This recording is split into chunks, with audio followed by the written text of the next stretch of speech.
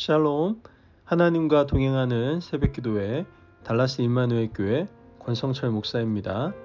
오늘도 하나님과 동행하며 풍성함을 누리시는 저와 여러분 되시길 주님의 이름으로 축복합니다. 오늘 말씀은 욥기서 5장 17절에서 27절까지의 말씀입니다. 볼지어다 하나님께 징계받는 자에게는 복이 있나니 그런즉 너는 전능자의 경책을 업신여기지 말지니라. 하나님은 아프게 하시다가 싸매시며 상하게 하시다가 그 손으로 고치시나니 6가지 환난에서 너를 구원하시며 7가지 환난이라도 그 재앙이 내게 미치지 않게 하시며 기근 때의 죽음에서 전쟁 때의 칼 권세에서 너를 구속하실 터인즉 내가 혀의 채찍을 피하여 숨을 수가 없고 멸망이 올 때에도 두려워 아니할 것이라. 내가 멸망과 기근을 비웃으며 들짐승을 두려워 아니할 것은 밭에 돌이 너와 언약을 맺겠고 들짐승이 너와 화친할 것임이라. 내가 내 장막의 평안함을 알고 내 우리를 살펴도 잃은 것이 없을 것이며 내 자손이 많아지며 내 후예가 땅에 풀 같을 줄을 내가 알 것이라. 내가 장수하다가 무덤에 이르리니 곡식단이 그 기한에 운반되어 올리움 같으리라.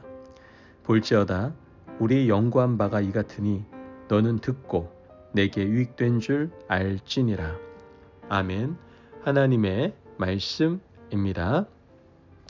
여러분, 세상에서 가장 위험한 사람은 어떤 사람일까요? 바로 한 가지만 아는 사람입니다.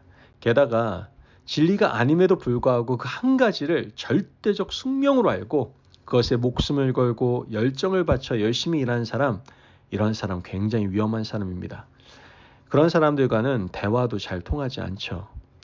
내가 생각하는 것이 틀릴 수도 있다는 전제를 가지고 살아가는 사람과는 자연스럽게 대화가 이루어지지만 그렇지 않은 사람과의 대화는 상당히 어려움을 느끼게 됩니다. 오늘 말씀을 보면 욥을 위로하기 위해서 찾아온 대만 사람 엘리바스도 믿음이 좋은 사람처럼 잘 포장되어 있지만 그의 논리는 위로도 믿음도 아니었음을 알게 됩니다. 욥기서 5장 27절 말씀을 보면 볼지어다 우리가 연구한 바가 이와 같으니 너는 들어보라. 그러면 내가 알리라. 지금 말씀에서 뭐라고 얘기합니까? 우리가 연구한 바가 이와 같으니 이렇게 시작을 하고 있습니다. 엘리바스가 지금까지 하나님을 섬기며 믿음 생활을 하며 경험한 것이 이와 같다라고 욥에게 설명을 하고 있는 것이죠. 이 엘리바스가 연구한 바에 의하면 하나님은 철저하게 논리적이신 분이시고 하나님은 까닭 없이 징계하지 않는 분이시다라는 겁니다.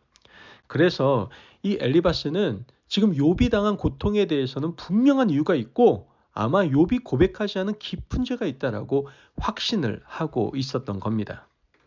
그래서 엘리바스는 친구 앞이라고 부끄러워하지 말고 얼른 고백하고 회개해서 하나님 앞에 새롭게 나아가라고 말을 하고 있는 겁니다.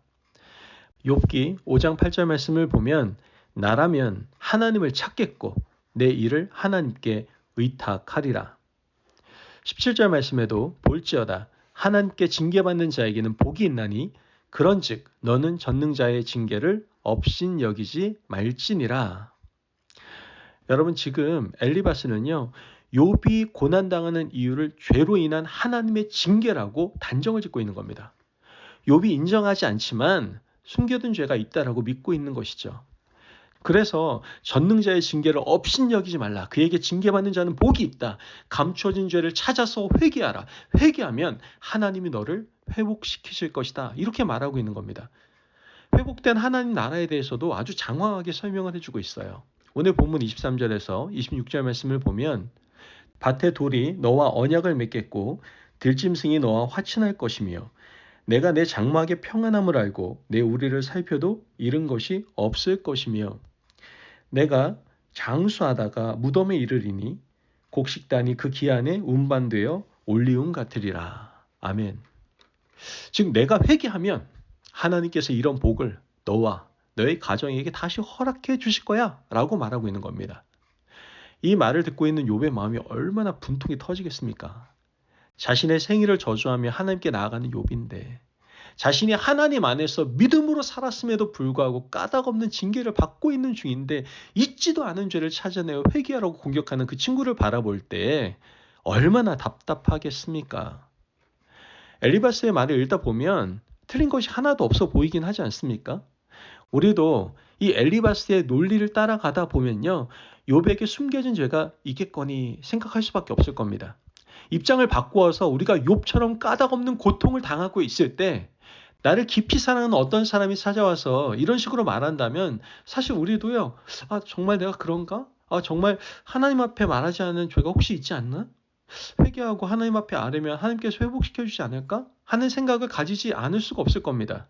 그런데 우리가 분명히 알아야 할 사실은요, 이러한 논리를 가끔 사탄이 사용한다라는 겁니다. 욥기 1장 9절 말씀을 보면요, 사탄이 하나님께 말한 것과 아주 흡사하다는 것을 알게 됩니다. 하나님이 사탄에게 욥을 자랑합니다. 나의 종 욥을 보았느냐? 그는 온전하고 정직하고 하나님을 경외하고 악에서 떠난 자인데 그와 같이 완전한 자를 내가 본 적이 없다. 그때 사탄이 하나님께 이런 말을 합니다. 어찌 그가 하나님을 까닭 없이 경외하겠습니까? 그가 하나님을 경외하는 이유는 하나님이 그의 인생에 복을 주셨기 때문입니다. 이유가 있어서 하나님을 경외하는 겁니다. 그의 소유를 치시고 그가 가진 것을 한번 다 걷어가 보십시오. 하나님을 욕하고 떠날 겁니다. 이와 같이 사탄의 논리는 이유와 까닭입니다. 엘리바스의 논리도 이유와 까닭이었어요. 이것은 믿음이 아닙니다. 믿음의 세계는 이유 없이 하나님을 쫓아가는 것이고 하나님이 우리를 선택하신 것도 이유와 까닭이 없습니다. 여러분, 이유와 까닭만을 따지면 경험과 과학의 세계에 지나지 않아요. 우리의 신앙 세계가 어떻게 이유와 까닭만으로 이루어질 수 있겠습니까? 하나님께서 아브라함을 택하신 것을 한번 보세요. 하나님은 이유를 설명하지 않습니다. 많은 사람들 중에 왜 아브라함입니까? 물어봐도 설명하지 않아요. 아니, 많은 민족 가운데 왜 히브리 민족입니까? 이렇게 물어봐도 하나님은 그 이유를 설명하지 않습니다. 왜냐? 하나님의 주권적인 선택이었기 때문입니다. 하나님이 태중에서 에서가 아닌 야곱을 택하신 것도 믿음의 신비에 속하는 영역입니다. 사람의 논리라면 당연히 장자인 에서가 하나님의 선택을 받아야 하는데 하나님은 야곱을 선택하셨어요. 성경을 통해서 살펴본 야곱은요, 그리 괜찮은 사람은 아니었습니다. 아주 얄미운 사람이었어요. 우리가 받아들이기 힘든 구석이 야곱에게는 너무나도 많이 있었습니다. 얼마나 치졸하고 얼마나 거짓투성이인지 보기만 해도 화가 납니다. 그런데 하나님은 그를 택하셔서 믿음의 대를 이어가게 하셨다는 것이죠. 하나님이 야곱을 택하신 이유를 하나님은 설명하지 않으셨습니다. 하나님이 나 같은 사람을 택하셔서 믿음의 자리에 앉혀놓고 하나님의 교회를 섬기게 하시고 직분을 주신 이유가 무엇인지 여러분 알고 계십니까? 내가 구원받고 하나님의 은혜를 받아서 하나님의 종된 그 이유를 우리는 설명할 수가 없습니다. 이것이 바로 하나님의 신비입니다. 이 신비를 믿음으로 받아들이는 것이 중요하다라는 것이죠. 오늘 우리가 읽은 본문에서 말하는 엘리바스의 논리는 믿음이 아니고 자기 고집에 불과한 겁니다. 지금 엘리바스는 연구한 바에 의하면 하나님은 이런 분이시라고 말하면서 철저하게 자기 생각과 경험에만 사로잡혀 있었던 겁니다. 이런 사람은 다른 사람을 상실감에 빠지게 하고 타인을 실족하게 만들고 자신도 그 수레바퀴에서 벗어나오지 못하게 된다는 것이죠. 여러분, 우리의 이성과 경험과 생각을 뛰어넘는 하나님의 크고 놀라운 경륜을 믿음으로 받아들이는 것이 바로 성숙한 신앙입니다. 우리 인생도 이해할 수 없는 일이 많이 벌어지지 않습니까? 이 세상에도 내가 받아들일 수 없는 일이 너무나도 많이 일어납니다. 이 일을 통해서 역사를 주관하시는 하나님의 경륜을 받아들이고 모든 것이 합력하여 선을 이룬다는 사실을 믿음으로 받아들일 때 우리의 가려진 눈이 열리고요. 믿음은 한층 더 성숙하게 될 줄로 믿습니다. 그러므로 부디 우리의 믿음이 우리의 경험의 울타리 안에 갇혀 있지 마시고 더욱더 한 단계 더 성숙하고 멀리 나아갈 수 있는 하나님의 귀한 자녀들 되시길 주님의 이름으로 축복합니다. 아멘. 기도하겠습니다. 사랑이 많으신 아버지 하나님 감사합니다. 오늘도 우리에게 귀한 말씀의 은혜 허락하심을 감사합니다. 하나님, 우리에게 이유 없이 일어나는 모든 일들을 나의 부족한 너무나도 좁은 경험만으로 판단하지 않도록 도와 주옵소서.